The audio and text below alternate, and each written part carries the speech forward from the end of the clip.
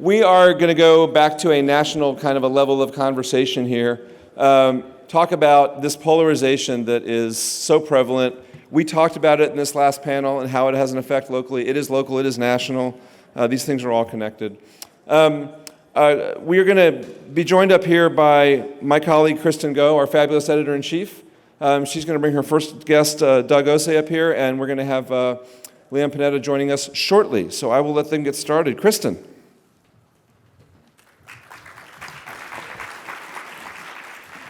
All right, good afternoon.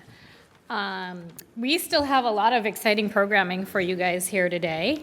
I want to introduce Doug Osei. He has served 3 terms in the U.S. House of Representatives from 1999 to 2005. During his time in office, he supported tax cuts, served as chairman of the House Government Reform Committee. He was briefly a candidate for governor and withdrew because of his health. He is a native of Sacramento County. He is a developer, so he knows this area well. He knows California well, and we're really glad to have him here. Joining us in just a bit will be Leon Panetta. And Doug, if you want to go ahead and come on up. Joining us a little bit delayed is going to be Leon Panetta. I'm going to introduce him because it could take a while if we go through all of his accolades. But Leon Panetta has a very long history of public service.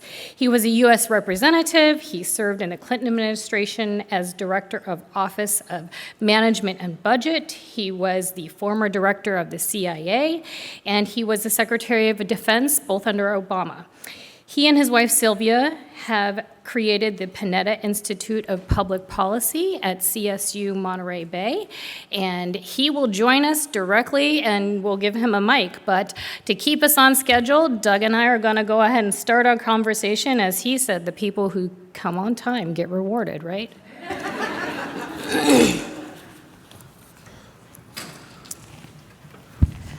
So first of all, thank you for joining us. It's a pleasure to be here, Kristen. When we were talking earlier, was it last week, this week, you said, don't bury what's happening. Let's talk about everything head on. So we're going to do that. We're supposed to talk about, how to overcome polarization in this very polarized age. Okay. But I don't think we can talk about how to move beyond polarization without talking about what's happening right now. We had Barb McQuaid come talk about disinformation, and we know that there are foreign governments who have been spreading disinformation here using social media to create discord in our country and among our community. So we have that. And we also have, a former president who was just convicted of 34 felony counts. And that's what you said, let's not run away from. So I don't think we should. Let's talk a little bit about what happened there and how you see that being used now, especially as we head into a November election where people are incredibly polarized.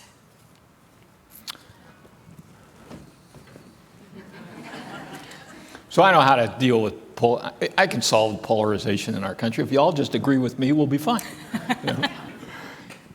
I was interviewed the other day, speaking to the specific issue, I was interviewed the other day by Steve Large.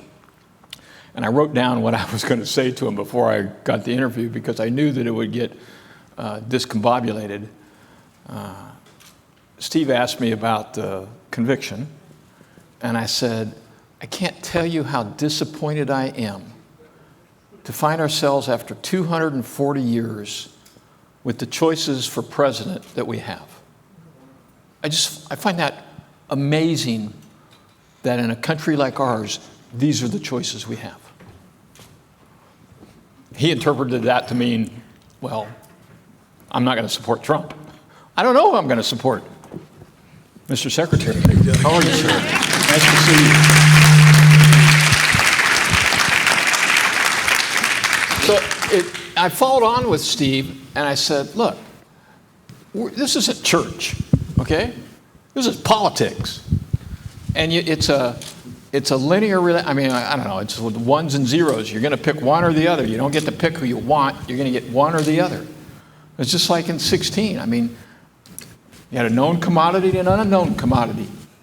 And in that case, the unknown commodity won. This time, we've got two pretty well-known commodities. I don't know who I'm going to vote for. I don't have to answer that question until November.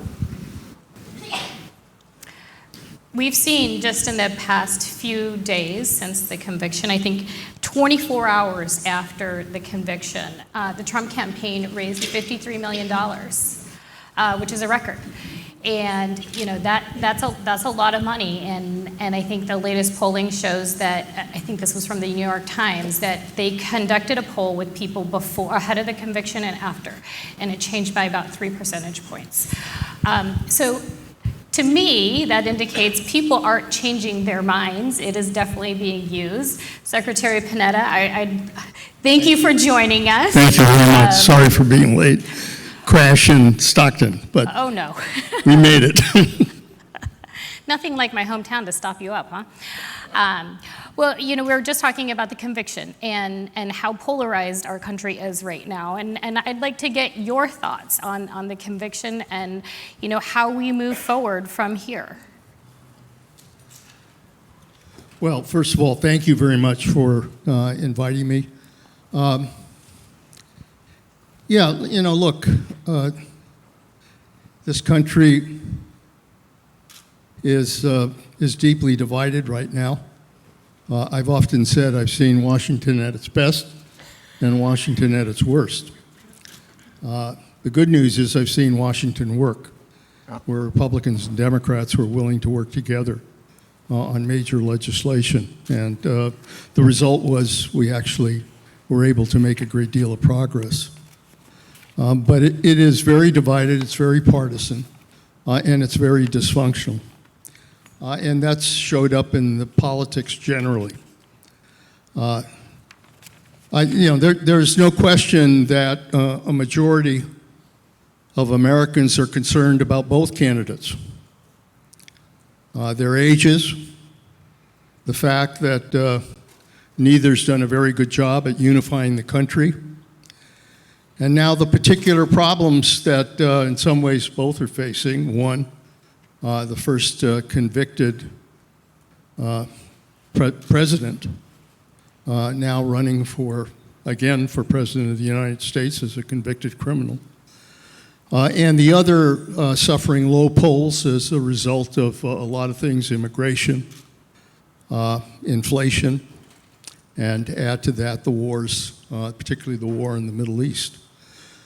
And so that, that's the reality that we're dealing with, that neither party made the decision to turn to a newer and younger generation of leaders.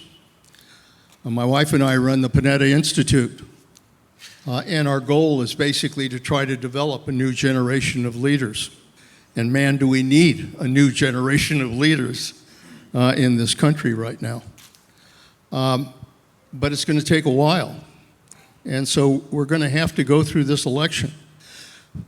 The reality is, despite the concerns, this is a real choice. This is a real choice that's going to have to be made. There are significant differences here between the candidates on almost every issue of major concern.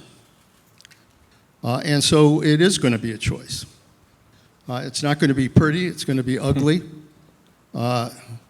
With social media, with disinformation, with both the Chinese and Russians trying to influence our elections, this is going to get ugly. And I don't think it's going to be very pretty. I don't think the conventions are going to be very pretty. Frankly, I don't even understand why we're having conventions anymore. It's not about nominating who the candidate is going to be. It's just basically become a showpiece, or they'll try to make it a showpiece, but it'll probably be consumed by protests both at the Republican convention and at the Democratic convention. So ultimately, this will come down to Joe Biden versus Donald Trump, and to some extent, the debates will probably tell us a little bit about where this is heading. The first debate is going to be on June 27th. We saw the two debates in 2020. They were chaotic. Actually embarrassing. Yeah, and embarrassing, really. And I suspect they'll be chaotic again, mainly because, Biden will try to talk substance, and basically Trump will try to bully his way through, because that's what he does. He doesn't take advice. I just did a lecture series. I had Reince Priebus there along with David Axelrod and Richard Haas. It was a good session. But Priebus basically said he doesn't take advice. Doesn't take advice. This is actually one of the most salient points that people outside the House don't understand. Somebody else, Jerry Lewis told me one time that the most inappropriately named politician in the country is the speaker. He should be called the listener. A successful speaker is an exceptional listener. And going to your point, that's how you get stuff done. You listen to the people you work with. No, as a former chief of staff to the President of the United States, Bill Clinton,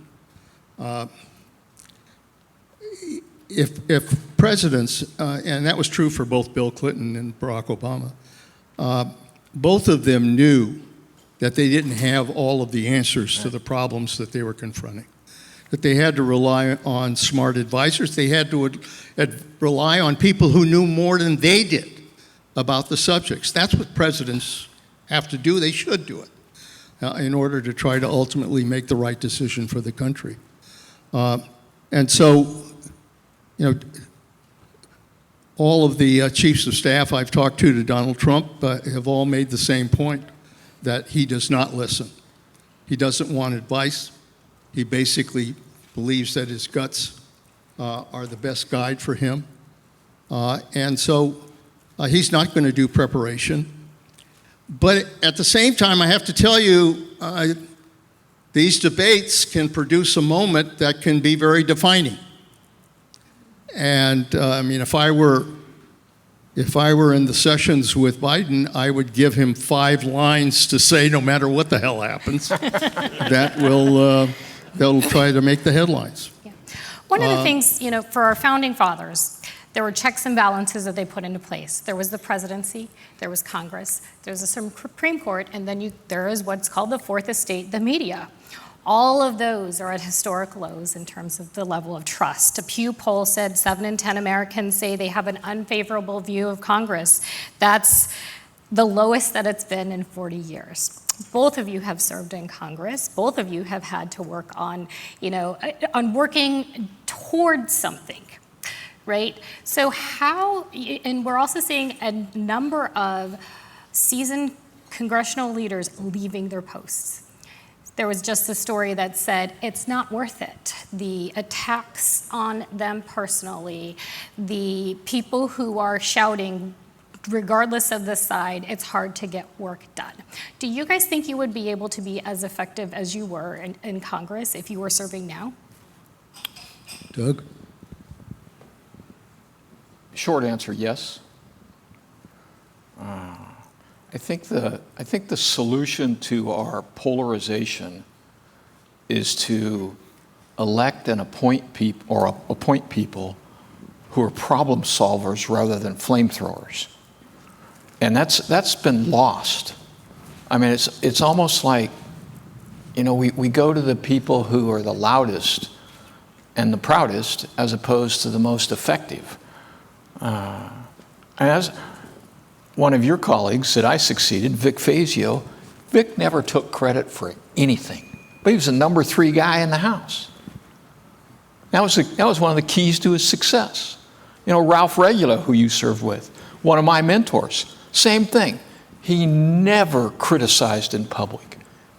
He always complimented in public.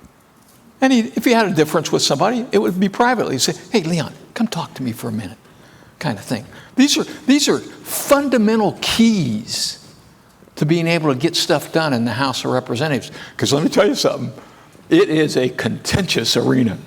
and it's designed to be contentious, and it works to take the sharp edges off for the benefit of our country. I don't know if you share that view, but that's... I tell the students at our Institute for Public Policy that in a democracy, we govern either by leadership or by crisis. If leadership is there and willing to take the risks associated with leadership, and make no mistake about it, whether you're a member of Congress or the Senate or President of the United States, you're going to have to take risks. That's the nature of leadership. And if you're willing to take those risks and hopefully work with others to try to resolve the crises that we're confronting, you can contain or certainly control crisis. But if that leadership is not there, then we will inevitably govern by crisis. And the problem is, in the last number of years, we have too often basically governed by crisis. Right. Members need a crisis. You can do that. We've been in elective office. Rather than raising people's taxes or cutting their spending, you just wait for crisis and then blame crisis. Yep. But what Congress has been doing, especially with the budget, is they just kick the can down the road. They don't solve it. They just kick the can down the road and wait for another cliff where they're either going to shut the government down or fail to pass a debt ceiling or whatever to create a crisis. So the issue comes down to whether or not you're willing to lead and to govern. Right. I don't think people elect people to go back to Washington just to save their seat. They elect people to go back to Washington to govern. And what does it take to govern? It means you got to work together. I mean, the Ralph Regulas, the Vic Fazios that you talked about, I mean, that was generally the case. When I got elected to Congress, Tip O'Neill was the Speaker, Democrat from Boston. But he had a great relationship with Bob Michel, who was the minority leader. Did they have their political differences? Of course. Did they fight each other in elections? Yes. But when it came to big issues, they worked together. I mean, during the Reagan administration, a great example, when I was in Congress, what did we pass? We passed Social Security reform in a bipartisan vote. The third rail of politics. We passed Social Security reform. We passed immigration reform. I was part of the discussions, working with Republicans on issues related to immigration reform. We cut a deal. We got it done. It passed by a large bipartisan vote. We did tax reform. We simplified the tax system. Bipartisan vote. We did budgets, negotiated budgets, working together because we were interested in getting something done. But if that's not driving you, I mean, the problem today is it isn't about governing, it's about stopping the other side. Right. And getting a political issue that you can campaign on. And if you have that motivation and you don't have the interest to really sit down, listen, trust the other party, and be able to work through a solution, then we are going to have dysfunction. And you talked about leadership versus crisis. Where do each of you see hope in some of the leaders who are either serving now or coming up? On the Republican side, I would commend to everybody's examination a guy in the House, a guy named Kelly Armstrong, who is actually leaving the House to go run for governor in North Dakota. Yeah. Kelly is exceptionally bright, and he's fearless. He just is absolutely fearless. On the other hand, I'd point out, I'm just going to say it, I don't care. I'm never going to be on a ballot again. I'd point out to you the failure of Lauren Boebert. I mean, that's just a freaking embarrassment. So, now I'll let Mr. Secretary speak to the Democratic side, but I mean, leadership is risky, all right? It is. but it's also fundamental to being able to get stuff done. Somebody has to lead. I mean, I see it through the eyes of my son, Jimmy, who is a member of Congress and is elected from my old district. And he used to come back to Washington when I was there, and he saw it in the old days where Republicans and Democrats went out to dinner, we played basketball, we did things together. We developed relationships that became very effective when it came to trying to get something done. Jimmy is a veteran. He served in Afghanistan. There are a number of veterans who have been elected recently. You asked about hope. Jimmy is part of something called the Problem Solvers Caucus. I think it's 25 Democrats, 25 Republicans. And what they're trying to do is to work on a bipartisan way to resolve issues, whether it's immigration, whether it's dealing with the budget. I mean, they have been successful in trying to achieve some goals. So there is some hope that there are members who are more interested in governing. And the problem, obviously, I mean, on the Republican side, it's very difficult because there is a group in the Freedom Caucus that basically is not interested in governing. They want to basically make a statement.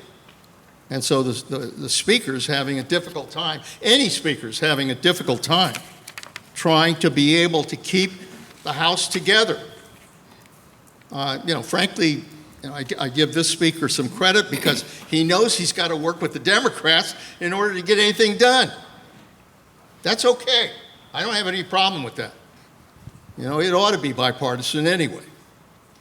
So the problem is there are some members who are there basically to demagogue, to basically make their own news. They don't give a damn about whether or not they're solving problems. They just care about whether they're on social media or whether they're on Fox or whatever show they're doing. I mean, that's what is now prevailing.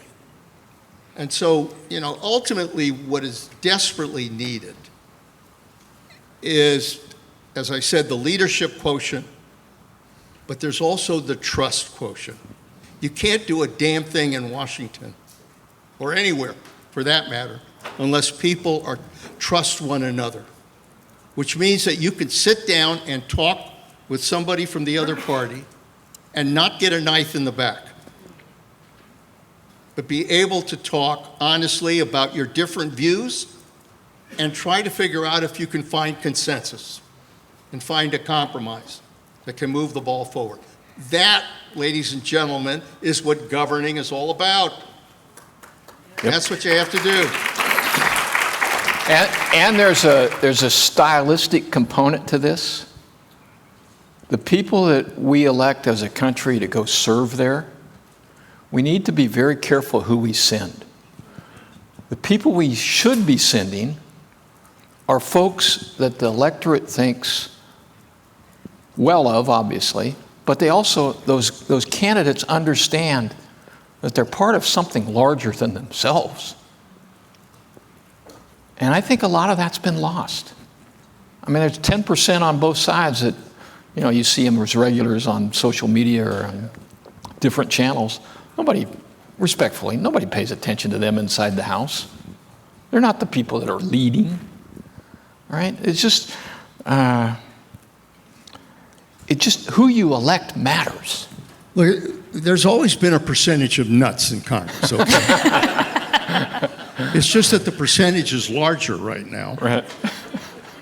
And they really are trying to come together to stop things from happening. What we did when there were nuts in our day was you isolate them. Right.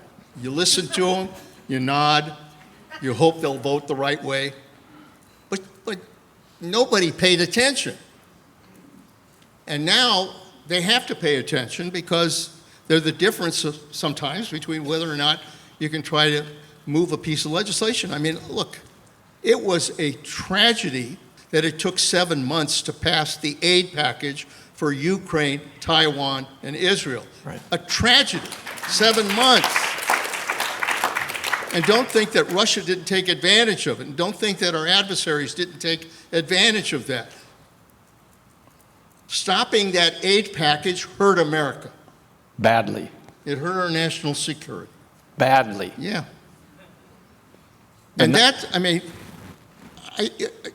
I cannot imagine as a member of Congress wanting to do something that would hurt our national security. Right. What the hell is that about? What is that about? I don't get it. So I actually took a, Mr. Secretary, I have to tell you, it's just somewhat intimidating to sit up here with you. I just want you to know that. So I appreciate the cordiality that you've extended to me. I just want to share one story. Actually, I've got a couple of stories that I pulled out of the memory banks, but I want to share one with you because it involves somebody that Mr. Secretary served with, and that is when I got to Congress, I was focused. I came out of private industry. I'd never served in office before. I had no idea that there were protocols and all this other stuff. I just kind of like straight line. I need to get from here to there. So in my district, out at McClellan, we had a company that was using cast engine blocks to try to improve air quality emissions. And the cast engine blocks were coming out of Jack Murtha's district in Pennsylvania. So they'd make them there, ship them here. The scientists here would work on them. So appropriations bill came around, and the people out at McClellan came to talk to me. And so I said, well, sure, I'll get on board with that. So I call up Murtha. I go, Jack, you don't know me. Jack's been there like 30 years. I mean, very senior member, absolute gentleman. Piece of work. Yeah, Piece of work. absolute gentleman. And he just starts chuckling and he says, well, young man, I can help you on this. So I gave him all the stuff. Well, about a week later, Jerry Lewis, who's an appropriator from California, senior like Murtha was, takes me aside on the floor and he goes, ordinarily around here, Republicans ask Republican appropriators to help them rather than Democratic appropriators to help. So again, there's a learning curve to this, and if people aren't paying attention and figuring out what the learning curve is and the lessons that are in it, then you end up with chaos. And I think Mr. Secretary has properly pointed out, it's there for all of us to see. There are people who are not paying attention to the learning curve serving in our government today. So I talked about the Supreme Court also being one of the checks and balances. The justices have come under fire for their ethics of late. Clarence Thomas, and just the past few weeks, Justice Alioto for the upside-down flag, American flag, that was flown at his home. And I'm curious to know, like, when you hear about these, justices are supposed to be neutral. They're held to a different standard, and they have not recused themselves from cases. Is that too high of a standard that we're asking of them? Or should they be held to this standard and rethink whether they should sit and hear some of these arguments? I'm going to defer to the Secretary on that one. Our democracy is really dependent on our system of checks and balances. Our forefathers had the foresight when they were working on the Constitution to know that they did not want to centralize power in any one branch of government. They didn't want a king. They didn't want a king parliament. They didn't want a star chamber court.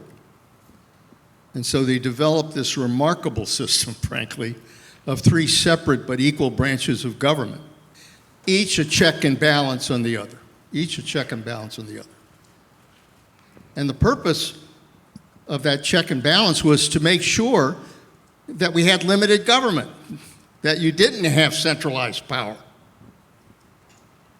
I mean, we now have a president who's talking about being a dictator for a day and is talking about an imperial presidency in which he's going to do all kinds of crazy things.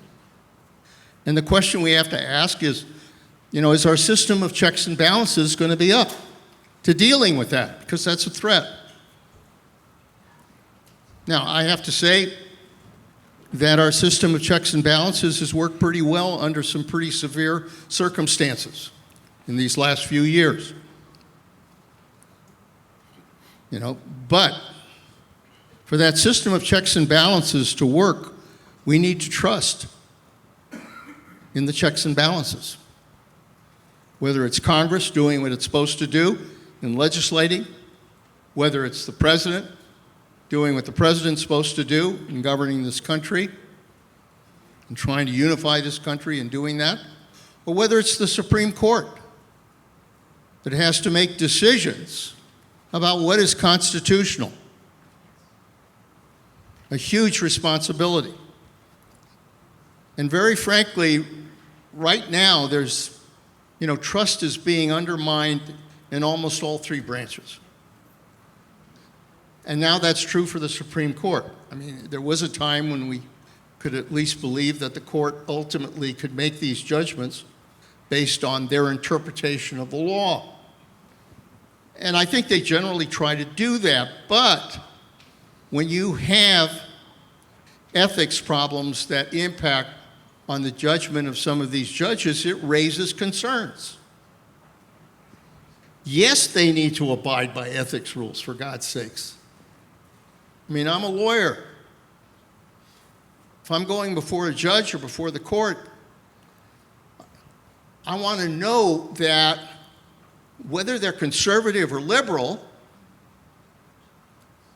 that they don't have any preconceived notions about what the hell's going to happen, or prejudices, or biases, but that they're going to weigh the facts to the law. That's the way our system of justice is supposed to work. And if you have justices who, for whatever reason,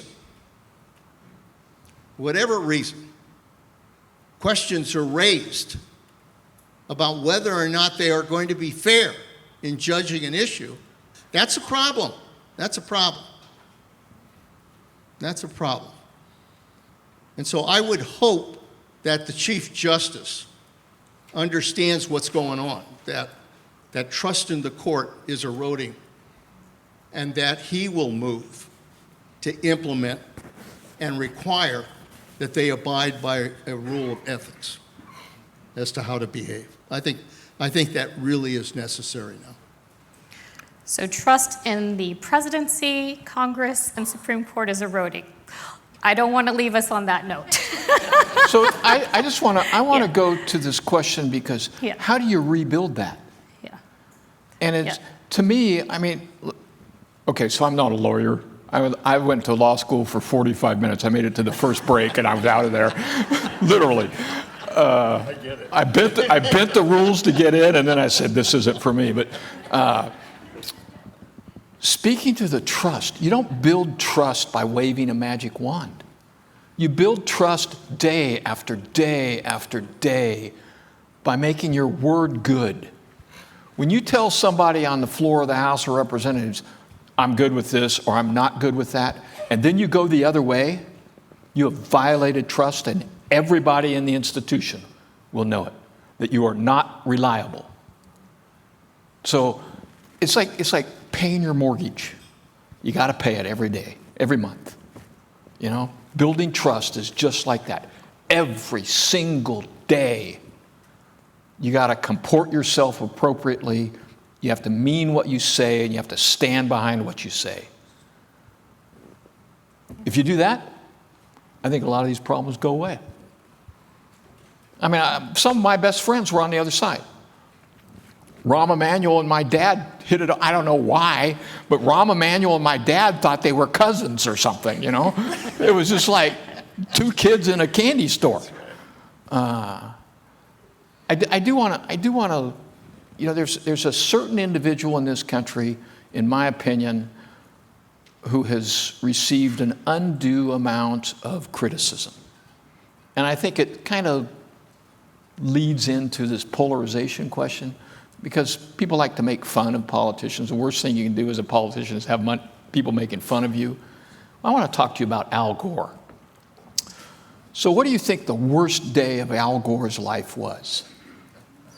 It was the day he had to preside over the Electoral College count on the floor of the House of Representatives, where he had to endure requests from different quarters, challenging the ruling of the chair on this or that slate of Electoral College votes, which he handled with absolute dignity and professionalism. Worst day of his life. It's like going to your own funeral, so to speak. So I was on the floor that day, just as I'm a history nut, but I was on the floor that day, and I had my daughters with me, and they were 8 and 6. And when the proceeding was over, Vice President Gore shook hands with everybody in the well of the House, and we stood at the back of the line and worked our way slowly.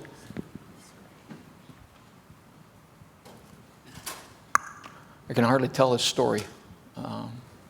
We got to the head of the line, and we were the last people there.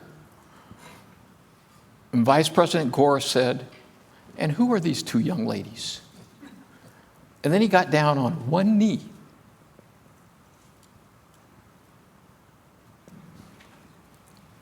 And engaged my children as if nothing else was happening that day. That's the kind of person I want serving in federal government.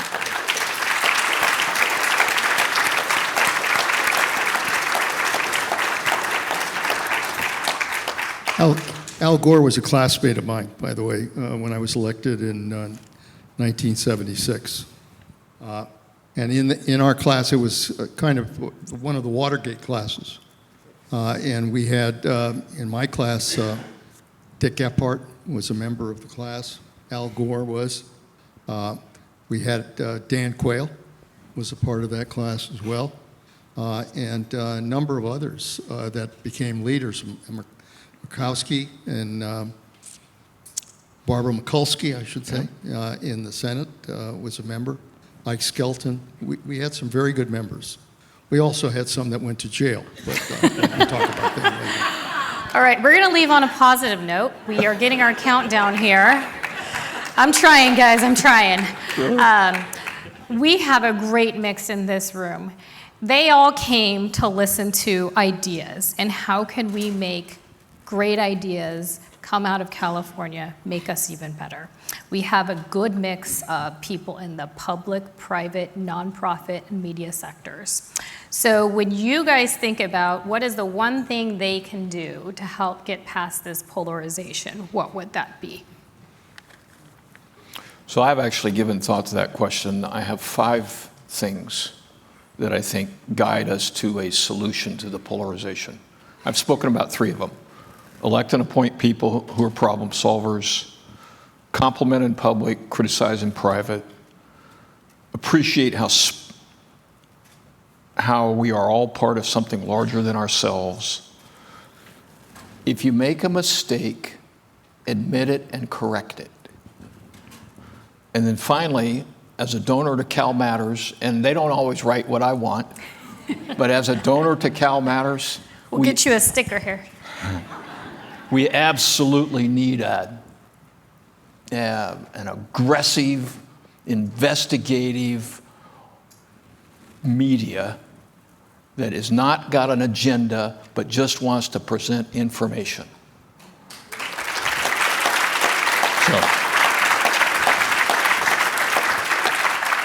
And being the junior member on the dais, I'm going to defer to the secretary for the last word. Look, I think I'm the son of immigrants. My parents came here, like millions of others, from Italy in the early 30s. And I used to ask my dad, why did you come all of that distance to come to this country? They came from a poor area in Italy, but they had obviously family and friends there. Why would you leave all of that to travel thousands of miles to a country they knew nothing about? And my father, I've never forgot my father's response. He said the reason was because your mother and I believed we could give our children a better life in this country. And that is the American dream. It's making sure that we give our children a better life. The Panetta Institute took a poll. We take an annual poll of college students' attitudes around the country on politics, on issues, and other things. For the first time in the over 20 years that we've taken that poll, first time, a majority of young people said they were not going to be able to enjoy a better life than their parents. That's a concern. That's a concern. And so the most important thing we can all do is make sure that we provide the American dream to every young person, regardless of where they come from, or their race, or their gender, or whatever. Give them the opportunity to succeed, to be able to enjoy what this country is all about. I've lived the American dream. And that's what we need to do for young people, is to make sure they live the American dream. What's the key to doing that? Get involved. Get involved. You've got to care about the issues that are confronting us, and there are some serious issues confronting our democracy, particularly that go to the heart of our system of governing right now. I mean, I worry. You know, I was talking with these three I had at the lecture series, and I said, I'm worried. I'm worried about whether or not our democracy can survive. January 6th was a horrible day. And having a mob attack the Capitol of the United States and stop our democracy from functioning. We came very close to losing our democracy. And the only way to prevent that from happening is by, frankly, the American people are the most important check and balance in our system. We talked about the three branches of government, we talked about the press. Let me tell you something. It is the American people, and whether or not they're willing to get out there and vote for the right people to be elected. That's the most important thing in our democracy. And it's getting you involved in the election, voting, but grab an issue that you care about and make damn sure that people hear what you're thinking about that issue, because you can make a difference.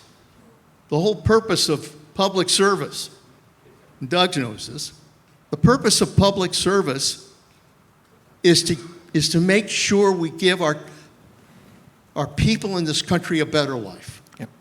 That's the whole purpose of public service. That's the reward of public service. It's not power, it's not money, it's not prestige, it's none of that. It's knowing that you made a difference in people's lives. And if you do that, there's no greater reward in a democracy. But it's up to us. It's up to us. We can't stand back when people lie, when people say crazy things, when there's disinformation, when people are saying things about this country that simply are not true. We can't allow that to happen. The reason we're stuck where we are right now is because we haven't stood up and heard our voices. You've got to stand up and make sure your voice is heard. Thanks to both of you. This has been a great conversation. Really appreciate your time. You bet. Thanks, Kristen.